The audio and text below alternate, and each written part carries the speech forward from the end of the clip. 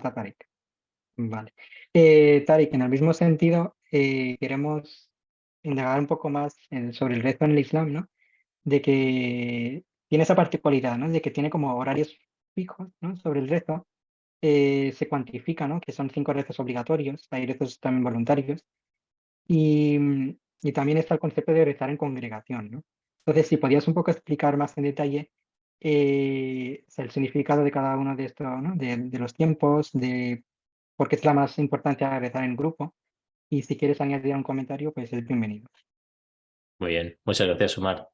Sí, efectivamente, estábamos hablando antes del salat, ¿no? Como la oración formal, aunque por supuesto, y también coincidiendo con lo que ha comentado Isaac Sannes antes, también hay otro tipo de oraciones, ¿no? Que son las individuales, el recuerdo de Dios, etcétera. Pero en el contexto de la oración en congregación, en el Islam está la oración en congregación y la oración individual, y ambas tienen su importancia. Pero cuando hay una oración en congregación, siempre hay un líder que es el que dirige la congregación. Y aunque ese líder no tiene que tener ningún cargo específico, ningún título, normalmente suele ser una persona que la gente considere como digno para esa tarea, ¿no? Es la que se conoce como el imam de la oración. Entonces, durante las oraciones en congregación, que se suelen hacer en la mezquita, aunque también se pueden realizar en casa de uno mismo o en otro lugar, normalmente la gente, los fieles que van a realizar la oración, se colocan en fila detrás del imam, formando filas perfectamente rectas, tocando hombro con hombro sin mantener ninguna distancia entre ellos. Otra peculiaridad es que siguen al imam perfectamente en todo lo que hace. Cuando él se inclina, ellos se inclinan, cuando se pone de pie, los demás se ponen de pie, etcétera. Incluso hasta el punto que si un imam comete un error en la oración, los demás también deben seguirle y no deben interrumpir la oración o ni siquiera hacerle preguntas durante la oración, ni interrumpirla de otra manera. Similarmente, todos están en línea, como he dicho antes, mirando en la misma dirección y realizando los mismos gestos. Y otra peculiaridad es que nadie puede reservarse un lugar especial detrás del imam. Es decir, los ricos y los pobres son tratados con absoluta igualdad, así como los jóvenes y los ancianos. Quien llega antes a la mezquita, pues tiene la opción de sentarse donde quiera, ¿no? En este sentido, las oraciones en congregación son importantes porque promueven la unidad. Es decir, todos aquellos factores que diferencian a las personas desaparecen, ¿no? Como hemos mencionado antes, los ricos, los pobres, los ancianos, los jóvenes, da igual la raza o el color de la piel que tengas, todos están juntos formando una línea. Y además, otra característica importante, y creo que ha hecho referencia a esto también el señor Isaac, es que hay personas que son más virtuosas que otros, ¿no? Realizan mayor acciones virtuosas o su nivel, grado espiritual es mayor. Si estas personas comparten en una misma fila con aquellas personas que son más débiles en este sentido, entonces estas personas débiles también recibirán de alguna manera esa influencia virtuosa, ¿no? Y será más fácil para ellos quizá el progresar espiritualmente o al menos el deseo de hacerlo. Por otro lado, las mezquitas son frecuentadas en el Islam 5 veces al día, y aunque esto puede parecer para algunos como algo exigente, pero en una sociedad musulmana ideal donde las mezquitas están al alcance de casi todos los ciudadanos, las 5 oraciones en congregación se convierten en parte de la rutina diaria de todos los musulmanes. Y de esta manera, cada oración se convierte en un medio para que Dios perdone nuestros pecados, corrija nuestras debilidades y nos ayude a progresar en nuestra vida y en nuestra espiritualidad, ¿no? Y en cuanto al tema de las 5 oraciones, bueno, si empezamos, por ejemplo, con la oración del mediodía, que por lo general puede parecer la más problemática, pero en las sociedades musulmanas se suele realizar una pausa del trabajo mediodía, que suele ser más larga quizá a la que estemos acostumbrados aquí, ¿no?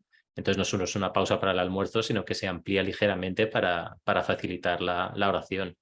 La siguiente oración, que sería la oración de la tarde, se realiza casi inmediatamente después de acabar la jornada laboral, ¿no? Para un trabajo ordinario. Después no se permite ninguna oración en el sentido del salat, la oración formal, hasta la puesta del sol, ¿no? Y este tiempo entre ambas oraciones se emplea para actividades al aire libre, para hacer las compras, para visitar a familia o amigos, etc. Es un periodo de relajación en la que las plegarias formales están prohibidas, a excepción del recuerdo silencioso de Dios, que es un rasgo característico de cualquier creyente, ¿no? Luego, al atardecer, la noche del creyente comienza con la oración que tiene lugar después del ocaso. Y después de esta, digamos que está la oración que se realiza por la noche antes de acostarse. Con esto lo que se también recomienda normalmente es que la gente intente no permanecer despierta después de esta última oración, sino que intente acostarse pronto con el motivo de adquirir el hábito de levantarse temprano. Al día siguiente, a la mañana siguiente, comienza normalmente con, digamos, a las primeras horas del amanecer, con la oración de la mañana, e incluso hay gente que se levanta por la noche antes del amanecer para realizar oraciones voluntarias. Pero aparte de estas voluntarias, las 5 oraciones que he mencionado, la de la mañana Fajr, la del mediodía Zohor, la de la tarde Asr, la de después del ocaso Maghrib y la de la noche antes de acostarse Isha. Y entonces, estas serían las oraciones que forman parte del Salat. Y en estas oraciones hay partes que son en congregación y también hay partes individuales. Entonces, en las oraciones congregacionales, la sociedad rinde homenaje a Dios colectivamente y en público. Y en las oraciones individuales, que también pueden ser las voluntarias que uno hace en casa, se hace hincapié en la privacidad y no es necesario mostrar estas oraciones a nadie. Por lo tanto, la oración islámica, digamos, juega un papel fundamental en cómo, digamos, estructura, ¿no? la vida de un musulmán en su vida y así como en su educación espiritual y moral. También una última peculiaridad de las oraciones islámicas en el Salat es que se suelen recitar versos del Corán, que se suelen hacer en un tono de semicanto, pero que digamos que también son capaces de llamar mucho la atención, ¿no? Por la forma en la que se recita y eso te permite mantener la concentración. Pero a la vez, durante las oraciones, pues cualquier persona puede en su propio idioma también suplicar a Dios por aquello que desee. Pues muchísimas gracias, Tarek. Gracias por detallar un poco, ¿no? Cómo es el veto islámico por dentro. Y, o sea, yo tenía una pregunta en mente y o sea, no voy a extenderme aquí para nada, pero eh, cuando uno reza en congregación, ¿no? O sea, le es más fácil estar concentrado. Pero cuando rezas solo, ¿no? O sea, no solo en el caso del Islam, sino en general, si alguien quiere aportar algo, ¿cómo puede uno concentrarse cuando está rezando y está solo y no está en congregación? Si, si tienen algún tipo de práctica personal en el día a día o si hacen alguna cosa o si se quiere mencionar algo, pues tienen la palabra.